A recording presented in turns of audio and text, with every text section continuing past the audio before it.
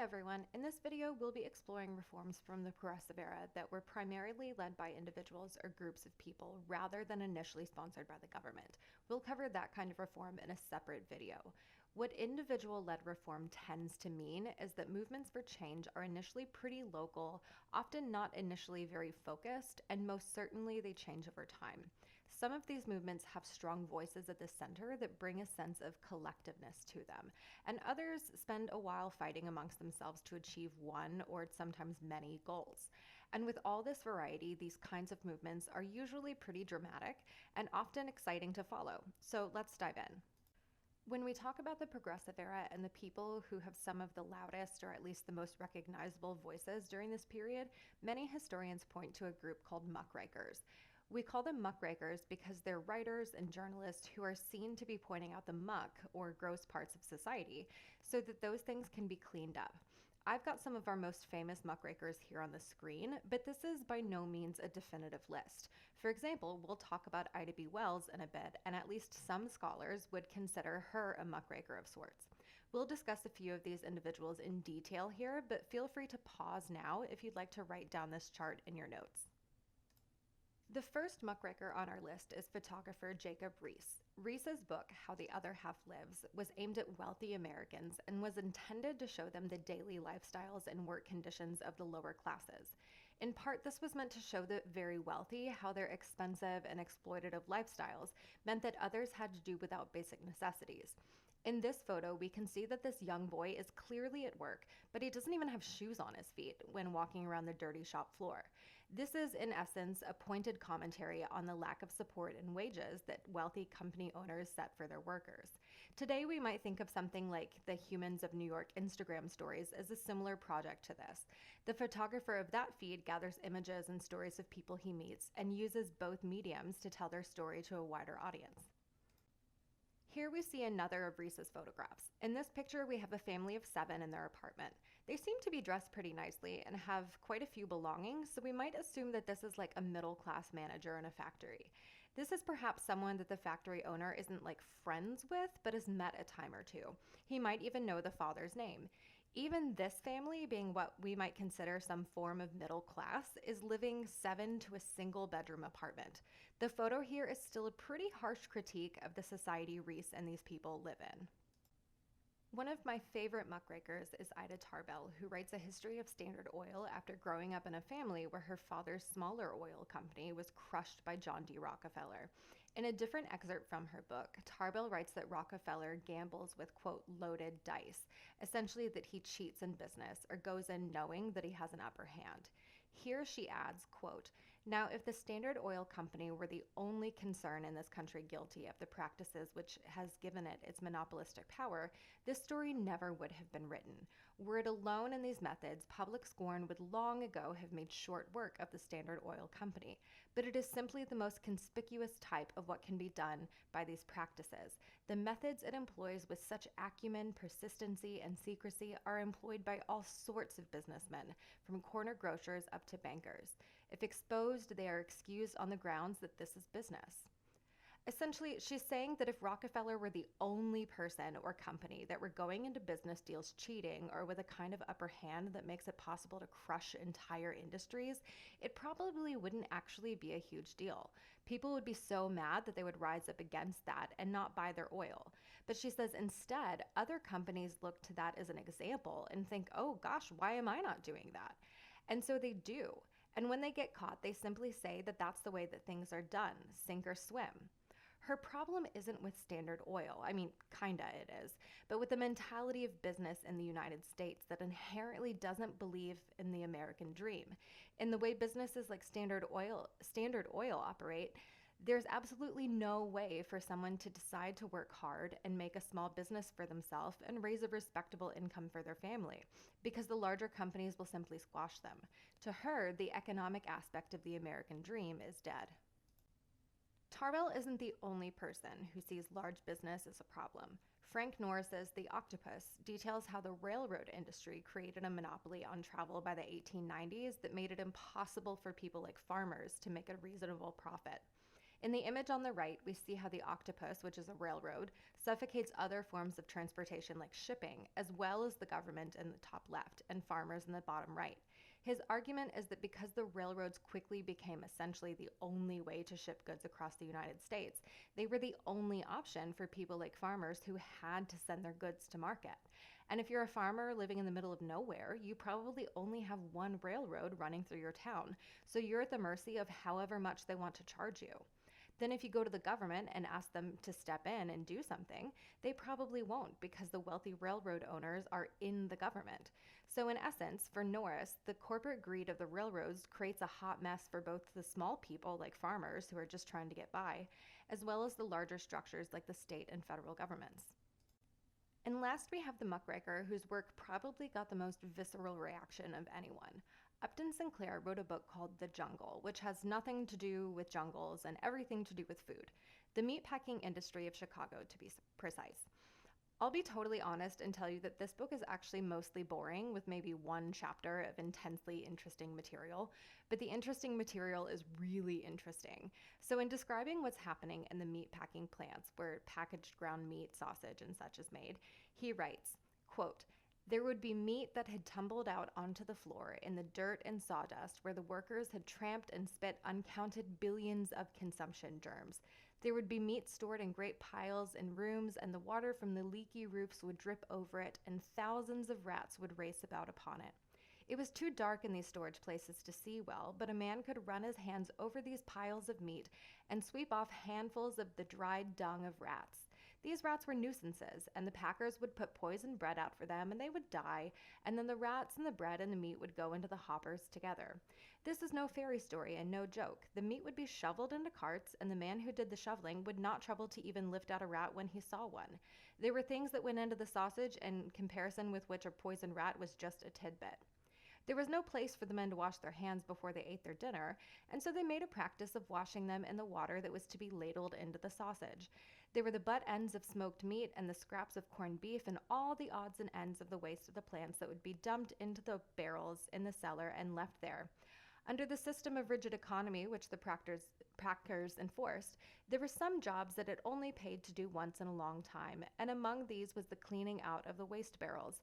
Every spring they did it, and in the barrels would be dirt and rust and old nails and stale water, and cartload after cartload of it would be taken up and dumped into the hoppers with fresh meat and sent out to the public's breakfast.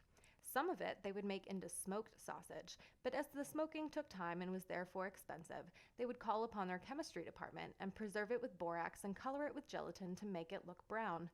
All of their sausage came out of the same bowl, but when they came to wrap it, they would stamp some of it special, and for this they would charge 2 cents more a pound. So one can see how this got quite a reaction from everyone. Like, Chicago is where a ton of the country's meat is coming from, especially after the invention of the refrigerated railroad car. So people are pretty vocally upset after this is released. Even the president and Congress are upset. So in 1906, Congress passes the Meat Inspection Act, which does pretty much exactly what it sounds like. It makes it so that the government can send in regulators to check out the meat that you're consuming is safe, and just meat. Now, that same year, Congress also passes the Pure Food and Drug Act, which is what establishes the FDA. This is a little bit more complicated. It obviously meant to do the same thing as the Meat Inspection Act, but for a broader range of foods, hence pure food. But when it comes to the drug part, the government was taking aim at what are called patent medicines. These are essentially fake medicines, either liquid, pill, powder, or lotion, that are advertised to cure all kinds of things. Like if you look at the one on the right here, our restorative tonic supposedly cures muscular problems, loss of appetite, blood diseases, malaria, and UTIs, just to name a few. So the problem, at least for the government, with these patent medicines was that they said they'd cure all kinds of things, which they obviously did not because they were mostly alcohol, and in the case of our toothache drop here, cocaine. Now, this doesn't mean that they're useless. If you drink an entire elixir bottle of booze or put cocaine directly on your aching tooth, you will feel better. That's a fact. But you will not be cured. So what the government tells the businesses is that they now have to prove each of these claims on their advertisements. And companies were pretty quick to do this because they didn't want to be seen as lying to people in the first place. So if they couldn't fix their formula to actually do something useful, they'd just rebrand as something else.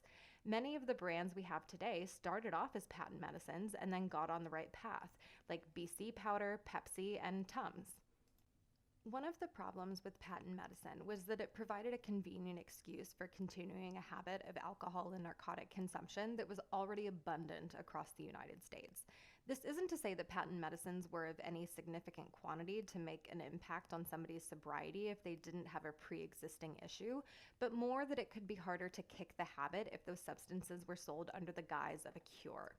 And for many Americans, alcohol was a cure, or at least a dampening effect to their physical problems. A lot of people worked long hours in terrible conditions, and alcohol was one way to at least forget that pain or numb it at the end of the day. And it was a substance used for this purpose by both men and women. But just as we've seen before, women's reform groups began to champion the cause of temperance, or lessening the use of alcohol in society. Their aim was the protection of family and Christian values and a proper upbringing for children. Not surprisingly, companies jumped on board with this message too, because when you think about it, they're not going to want drunk or hungover people showing up to work. That makes people sloppy, and sloppy people are dangerous in the workplace, especially around machines. At first, the Women's Christian Temperance Union, or WCTU, blamed poverty on drunkenness. They looked at poor drunkards and assumed that they were poor because of their drinking, or that they spent all of their money on booze. The WCTU also rooted their ideas about alcoholism within the larger context of the eugenics movement, believing that bad practices and choices like alcoholism could literally be passed like hereditary markers to their child. But under the leadership of Frances Willard, the WCTU began to make a more modern approach, seeing drunkenness as a result of poverty. They began to accept that people living in poverty did whatever they could to better their condition, even if that meant only a brief psychological buzz that would leave them worse off in the end. This is a behavioral pattern that we now know is extremely common in psychology. Unsurprisingly, calls for reform to help poorer classes often overlapped with workplace safety reforms. The calls for workplace reform obviously came from workers themselves, but as we know today, workers don't always have the power to speak out for themselves. So what we see in the progressive era, just like we see now, is that outside forces come together to work on behalf of workers, who are their family, friends, and community members. They're also the ones who make the products that society at large consumes. We've already seen the beginning of labor movements like the Knights of Labor and American Federation of Labor in the Gilded Age, but the progressive era sees the beginning of a newer form of labor union. In 1905, the International Workers of the World, otherwise known as the Wobblies, came together calling for a strike of all laborers. As a socialist labor union, they called for a workers' revolution of all races, all genders, and all occupations.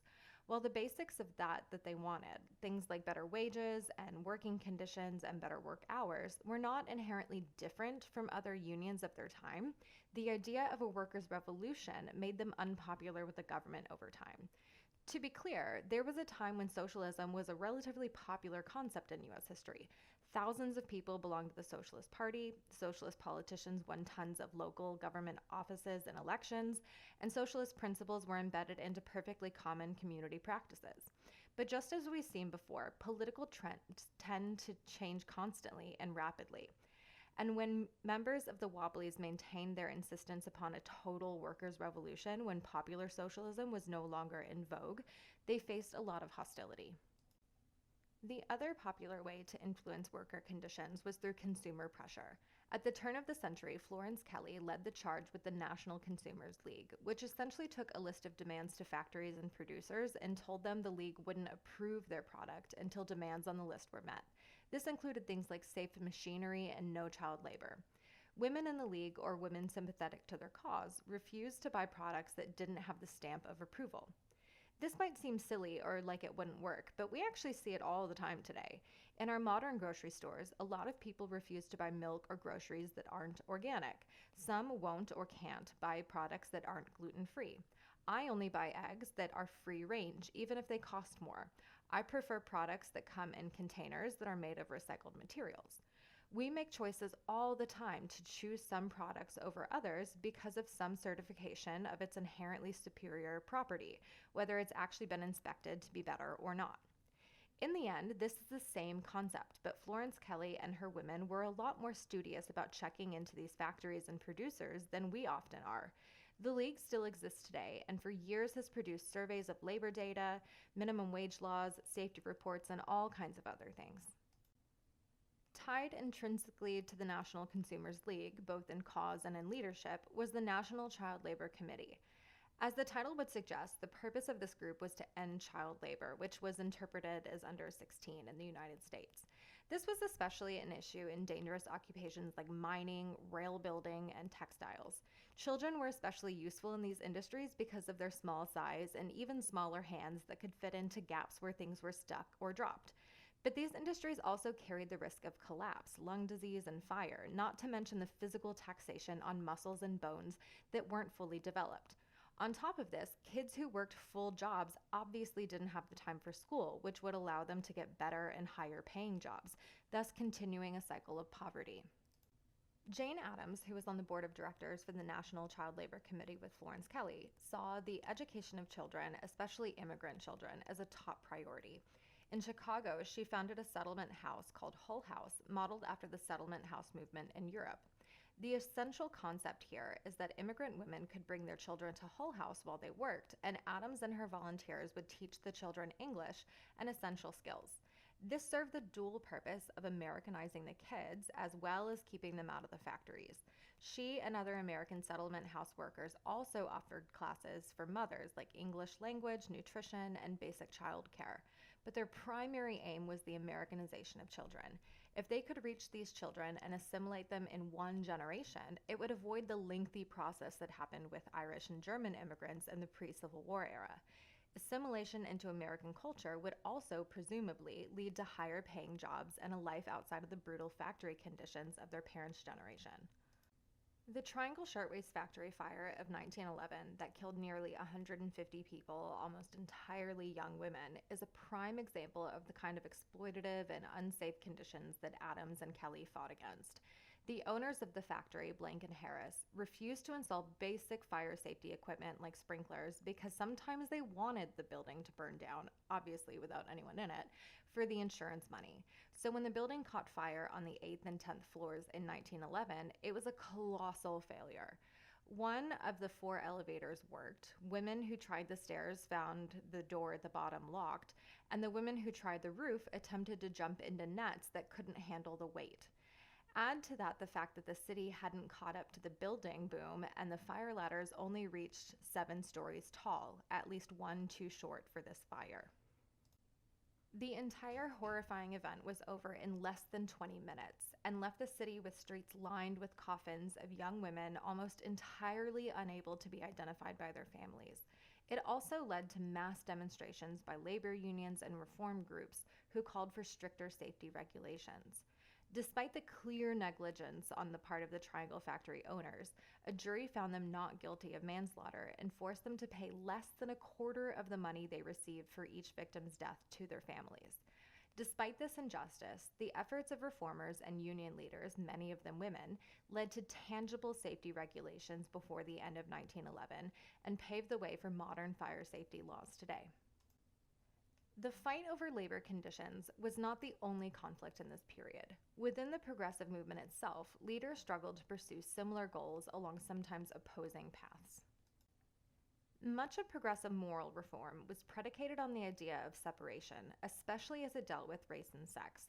The separation of these racial and gendered spaces, both physically and in the sense of activism, promoted the creation of same-sex community formation. So in spaces like the Young Men's Christian Association, or YMCA as we know it, or YWCA for women, the idea was that men and women would be able to enter into these spaces and be encouraged to engage in what were considered wholesome physical and social activities for their gender. But what also happened was that these spaces cultivated an atmosphere where gay couples, or not yet couples, could meet in a space where same-sex closeness, physical or social, was not only normal, but encouraged.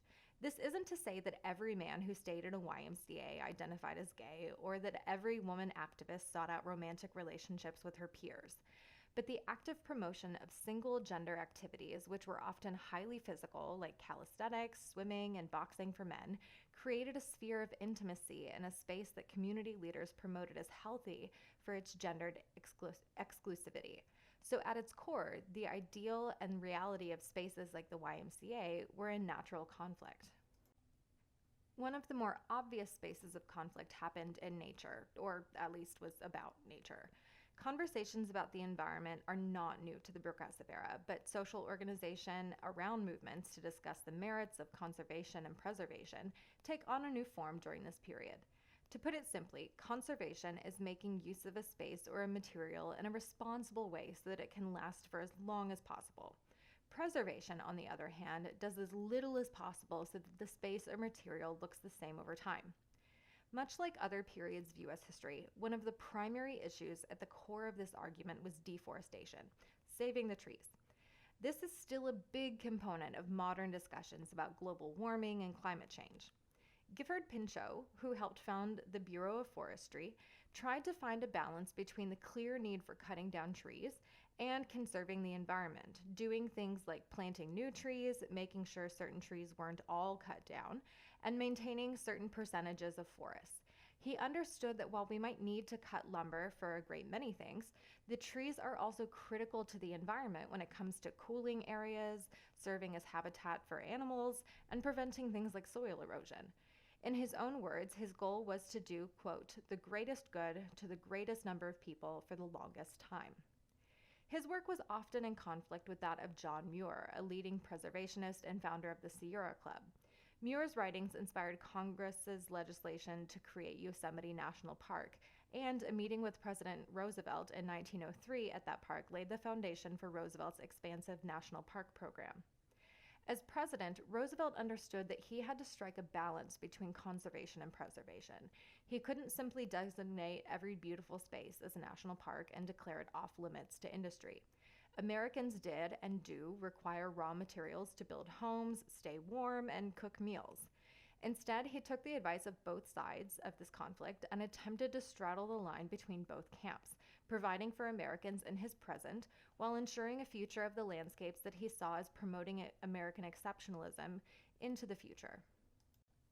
Probably one of the most dramatic points of conflict, at least bureaucratically, in the Progressive Era is the splits and reformations that happen within the women's suffrage movement. We should remember that the movement for women's political equality started, at least in a larger, organized sense, back in 1848 with the Seneca Falls Convention. This wasn't necessarily a push for suffrage or voting specifically, but more broadly for political advancement that laid the groundwork for organizations that we see in 1869.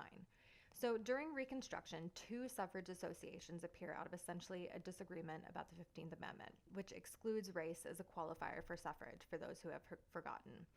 The American Woman Suffrage Association, led by Lucy Stone, supports the 15th Amendment and the inclusion of male supporters because Stone sees the 15th Amendment as a natural stepping stone to women's suffrage.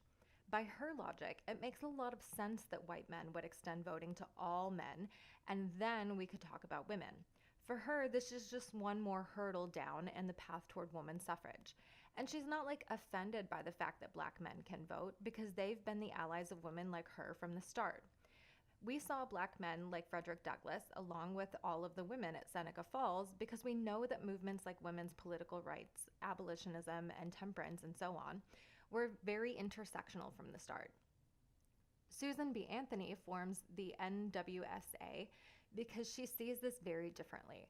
According to her, quote, when you propose to elevate the lowest and most degraded classes of men to an even platform with white men, it's certainly time for you to begin to think at least whether it might not be proper to lift the wives, daughters, and mothers of your state to an even pedestal, end quote. I'm not going to shy away from saying that her words here are blatantly racist. There's no way of getting around that. They are. But it's worth contextualizing this a bit, because at one point, Susan B. Anthony was also working alongside men like Frederick Douglass and other black Americans for justice and equality. So what happened? Part of this is what we often see with white women, that they're perfectly fine to be kind until they're not. But I think a larger part of this has to do with Anthony's strategy here. She's a woman on a mission, and that mission is suffrage for women. And she will do and say whatever it takes to accomplish that. She will align herself with whatever interests or positions necessary to make that happen faster. So if she needs to align herself with the racist factions who see the elevation of black men's political agency above that of what they consider, quote, pure white womanhood, she will most certainly do that. If politics is a game, she's here to win. By 1890, both of these groups realized that they're not making any headway on their own, so they joined forces with what has to be the most logical and obnoxious name I've ever heard, the National American Woman Suffrage Association, or as every historian I've ever known calls it, NASA, like NASA, but with a W. NASA did away with most of the political disagreements of the last 2 decades and narrowed the scope of their focus to voting rights on the state level. Their objective was to use the political context of each state to convince local lawmakers to enfranchise women. But this was an understandably slow and tedious process. By the start of World War I, a new and younger generation of suffrage activists challenged the traditional state-by-state method with the formation of the National Women's Party, which focused on a federal amendment to enfranchise women. The new group, led by Alice Paul, took cues from suffrage activists in England with more outspoken protests. Alice Paul and other members of the party picketed the White House with protest signs that reminded President Wilson of the hypocrisy of fighting a war for democracy while barring half of his population from the ballot. Local police arrested the women for, quote, obstructing traffic. While in jail, Paul and the other women engaged in a hunger strike to prove their point, which led guards at the prison to force feed them so they couldn't become martyrs for their cause. If anything, this led to more sympathy for the women. I mean, the guards were strapping them to chairs and shoving tubes with mushed up food down their throats. It doesn't really matter what supposed crime you've committed, nobody deserves treatment like that. By the start of 1918, President Wilson openly supported the idea of women's suffrage, and that support began the long process of additional federal government support that ultimately led to the 19th Amendment in 1920. I think sometimes it's really easy when we look at divisions in certain social movements to see these people, these historical actors, as enemies of each other. And that's certainly a really Hollywood-style way to view it, but it's just really not realistic. These people are all fighting for more or less the same goal. They ultimately want the same things, even if they have different views of how to get it, or even seriously disagree about the ways to get it. The discourse that we see with our women's movement is one great example of this. The conversations that happen within the circles of Black intellectuals in the Progressive Era are another great place to see this happening. In so many educational videos and texts, we see people like Booker T. Washington and W.E.B. Du Bois pitted against each other like they hate each other, and this simply isn't true. It's the same thing we'll see with Martin Luther King and Malcolm X later. These men and the people that they work with represent different kinds of knowledge, different ways of thinking about a problem. In the Progressive Era, Booker T. Washington and George Washington Carver represent a more conservative view of the ways that the Black community should go about achieving equality. And before we move any further, I want to clear up a misconception that seems really pervasive, which is that George Washington Carver invented peanut butter. I'm not really sure where this idea came from, but it's not correct.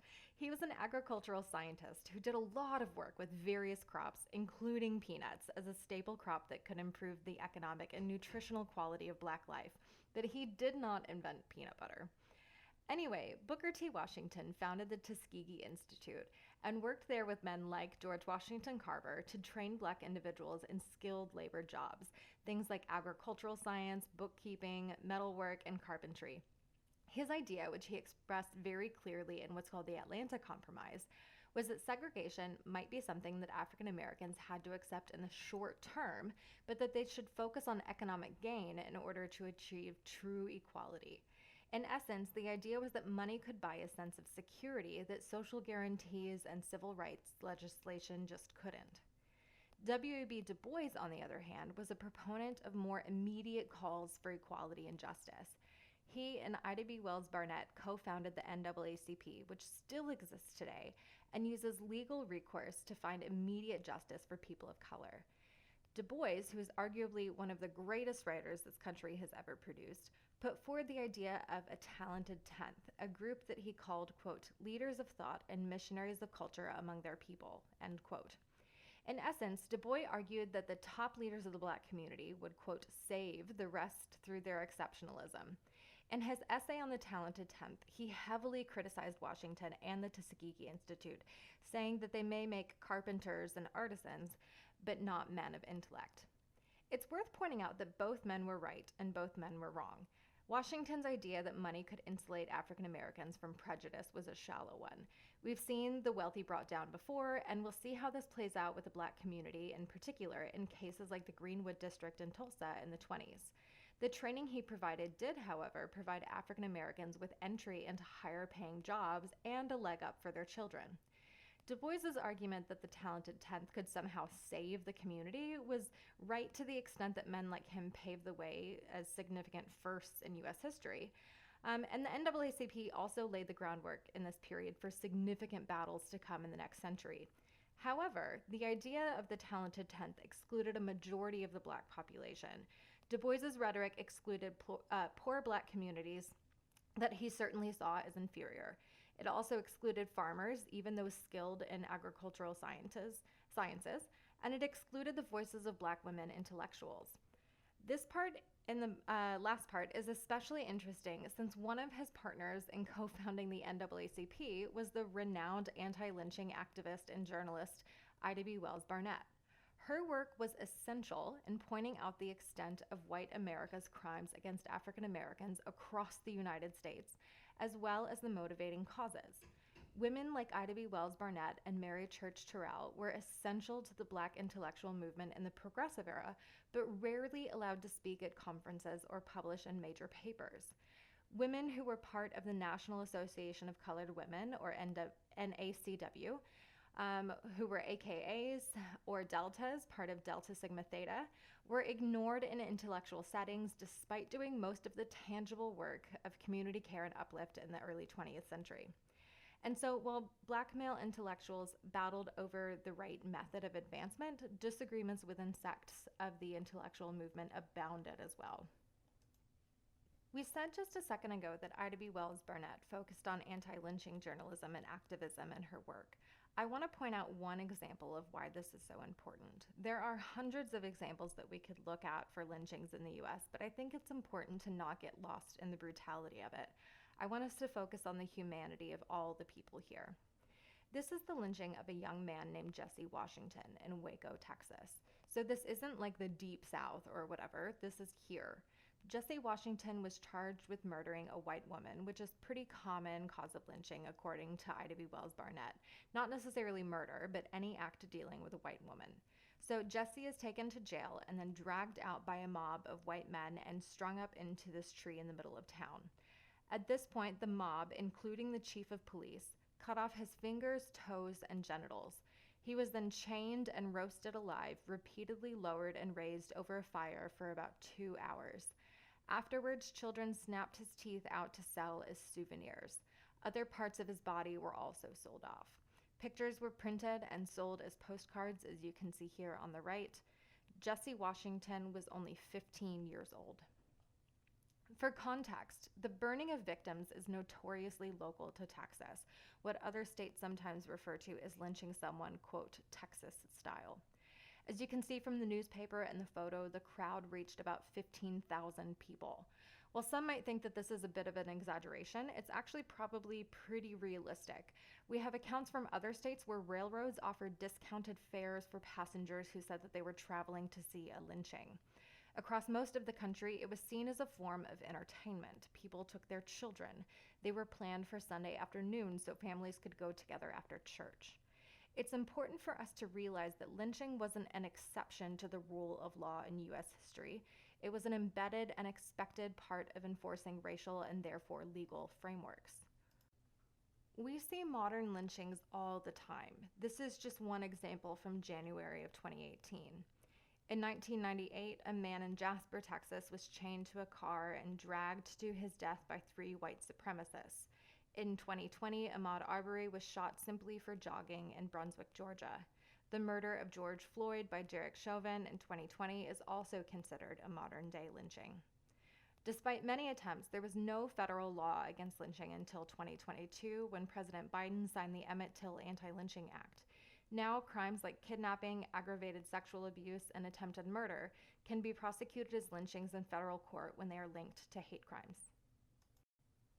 The reforms of the Progressive Era didn't solve every problem from that period. In some cases, the best outcome was just a baby step forward. This is one of the periods where it's great to remember that we look at history both in short bursts and in what historians refer to as the longue durée, or essentially the long run. As we see in our current moment, some things are easy to fix and some problems are more complex, especially when you begin to include more diverse voices. But as we've seen in the Progressive Era, not every problem needs to be solved at once, and sometimes getting started is a great step in itself.